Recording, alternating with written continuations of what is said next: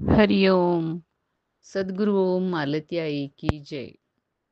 व्रजभूमीतील भक्त कथामालेत मी अनुप्रिता थत्ते तुम्हा सर्वांचं स्वागत करते.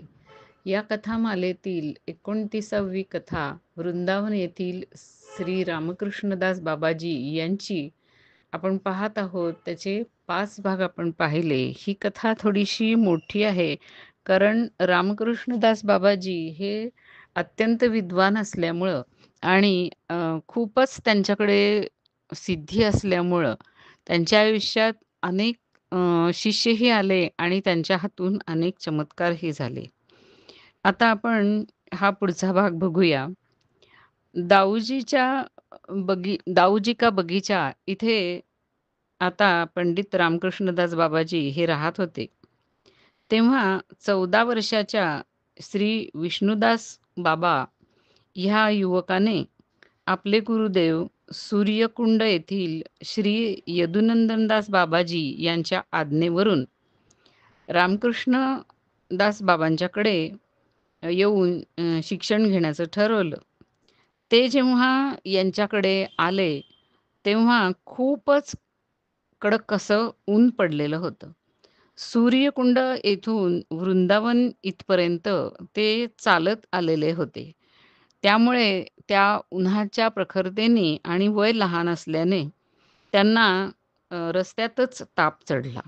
तरीही ते तसेच या दाऊजीच्या बगीच्यापर्यंत आले.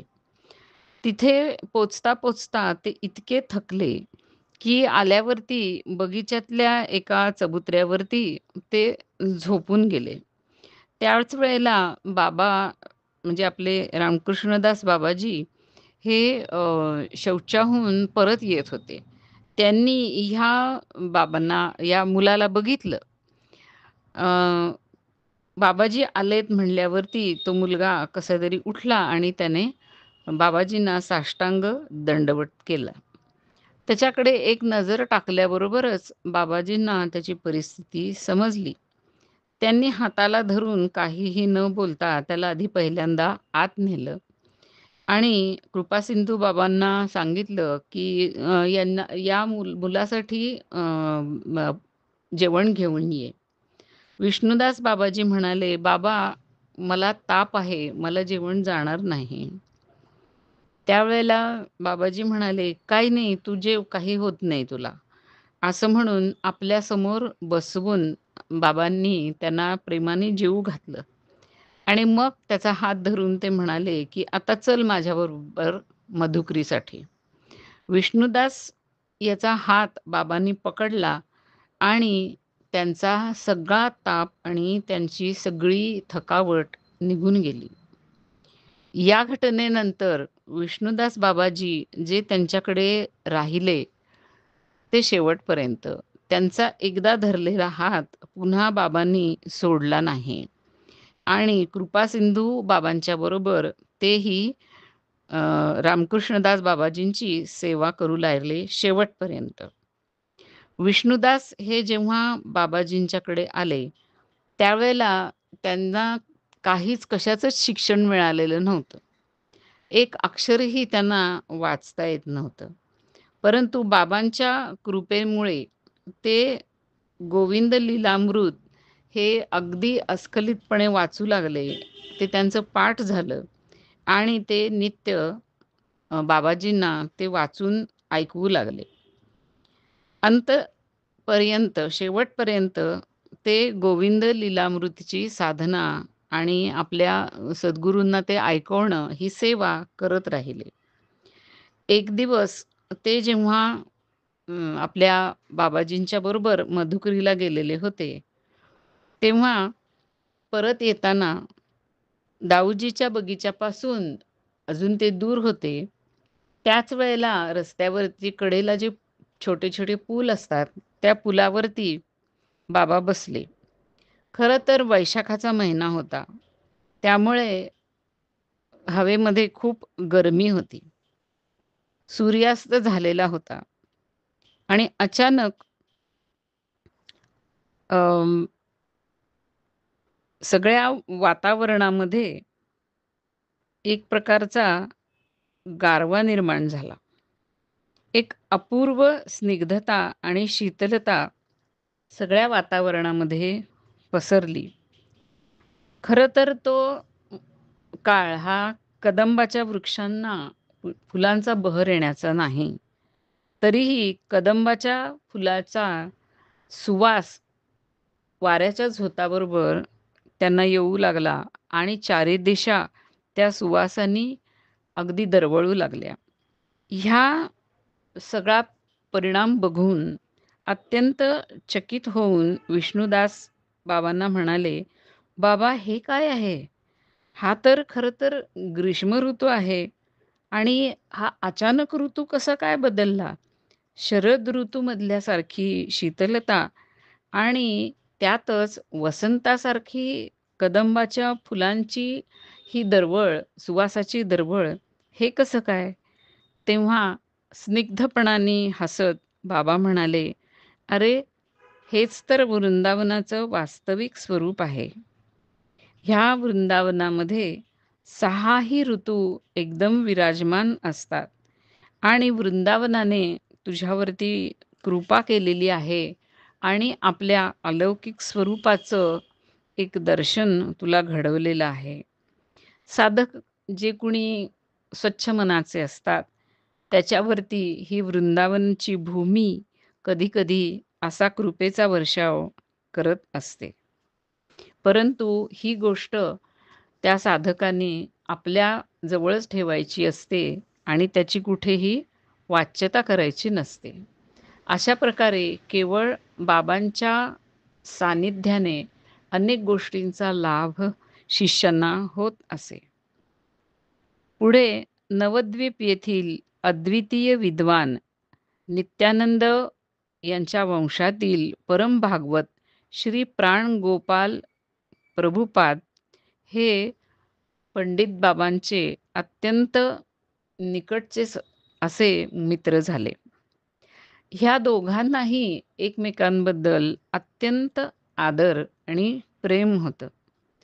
प्राणगोपाल स्वामी एकदा रामकृष्ण बाबाजींच्या बद्दल बोलताना म्हणाले होते, की माझ्या आईचा स्वर्गवास झाल्यानंतर मी जणू अनाथ आणि पोरका झालो.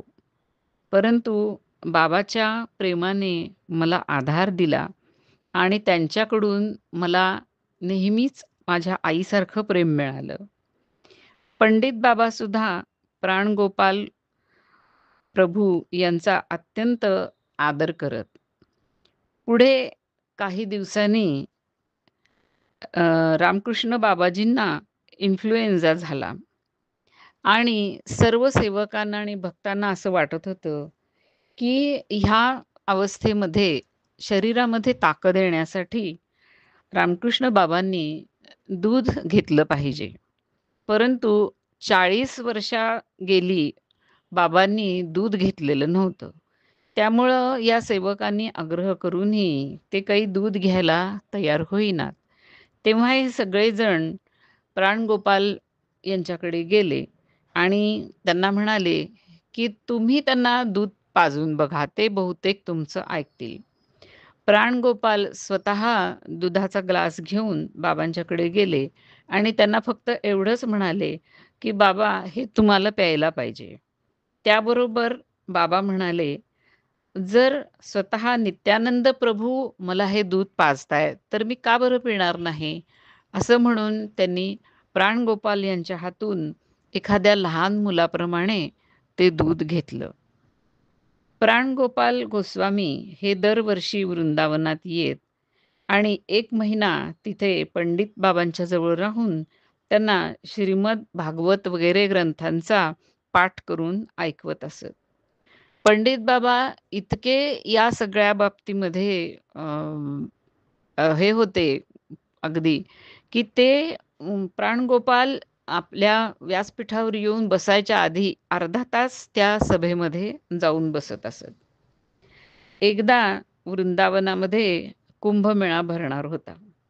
तेव्हा त्या कुंभमेळ्याचा आनंद घेण्यासाठी प्राणगोपाल गोस्वामी हे वृंदावन इथे येणार होते. ते निघालेले होते. ते येण्याच्या दिवशी सकाळपासूनच बाबा चिंतेत पडल्यासारखे दिसत होते. त्यांच्या येण्याची वेळ जशी होत येईल, तसं त्यांनी जवळ-जवळ 3-4 वेळेला आपल्या सेवकांना स्टेशनवर पाठवलं आणि ते म्हणत त्यांना, की "बघ रे जा, आपले प्राणगोपाल आलेत का? आणि ते ठीक आहेत ना, असं बघून ये." पण गोस्वामीजी म्हणजे हे प्राणगोपाल गोस्वामी हे आले 1 दिवसांनी उशिरा, दुसऱ्या दिवशी.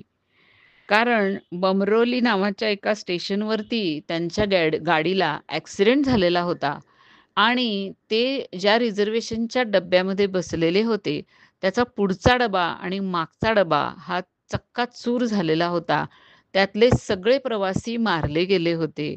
परंतु यांच्याबरोबर असलेले जे भक्त होते आणि जी लोक त्या डब्यामध्ये बसलेले होते, त्यांना मात्र फारसं काही लागलं सुद्धा नव्हतं. वृंदावन इथं पोहोचल्याबरोबर प्राणगोपाल गोस्वामी हे आधी थेट बाबांच्याकडे गेले आणि काहीही न बोलता त्यांनी फक्त बाबांना साष्टांग दंडवत घातला. बाबाही काही बोलले नाहीत. पुढे प्राणगोपाल यांनी सांगितलं, की बाबांनीच आज माझं आणि माझ्याबरोबरच्या भक्तांचं रक्षण केलेलं आहे. आमच्या गाडीला ॲक्सिडेंट झाला आणि मागच्या पुढच्या डब्यातले सगळे लोक गेले, पण आम्हाला मात्र काही झालं नाही. पंडित बाबांचं जे पांडित्य होतं, ते प्राणगोपाल गोस्वामी हे शिरोधार्य मानत असत. ते म्हणत, की मला जेव्हा काही शंका असेल, तेव्हा मी या पंडित बाबांच्याकडेच येतो आणि तेच फक्त माझ्या शंकेचं निरसन करू शकतात. कारण सत्यस्थिती अशी होती, की त्या काळातले जे शिकणारे लोक होते, ते सगळेजण ह्या प्राणगोपाल गोस्वामी यांच्याकडे येऊन आपल्या शंका विचारत असत. परंतु प्राणगोपाल यांची शंका मात्र रामकृष्ण बाबाजींना विचारल्याशिवाय कधी अ, पूर्ण होत नसे. या शंका आणि त्याचं निरसन ह्या बाबतीत पंडित बाबाजींच्या कडून खूपच वेगळ्या-वेगळ्या प्रकारचा अनुभव लोकांना येत असे. आपल्या मनामध्ये ज्या काही शंका असतील, त्या शंका एका चिठ्ठीवरती लिहून ठेवून त्या सर्व विचारण्यासाठी पंडित बाबांच्याकडे हे प्राणगोपाल स्वामी येत. परंतु त्यांचा अनुभव असा असे, की बाबाजींच्या समोर ते येऊन बसले, की थोड्या वेळातच बाबाजींना न विचारता आतल्या आतच त्यांच्या शंकांचं समाधान होऊन त्यांना आतल्या आतच त्या शंकांचं उत्तर मिळत असे. कधी-कधी असं होई, की काही गोष्टींची शंका असली, तरी नेहमीप्रमाणे ते एखाद्या कथेचा, एखाद्या पुराणाचा पाठ करण्यासाठी व्यासपीठावरती बसत. समोर बाबा बसलेले असत आणि जी शंका त्यांना आत्तापर्यंत कुणाकडूनही सुटली नव्हती, ती शंका केवळ बाबा त्या सभेमध्ये बसलेले असताना पाठ करता-करताच त्यांच्या आतमधून त्यांना त्याचं उत्तर मिळत असे. पंडित बाबा हे या सर्वांचं प्रत्यक्ष असून शंका निरसन तर करीतच. पण खरी चमत्काराची जी गोष्ट होती, ती अशी, की पंडित बाबा अदृश्य स्वरूपाने सुद्धा आपल्या शिष्यांच्या शंकांचं उत्तर देत असत. त्याबाबत गौरांगदास बाबांच्या बरोबर झालेली एक घटना अगदी ऐकण्यासारखी आहे.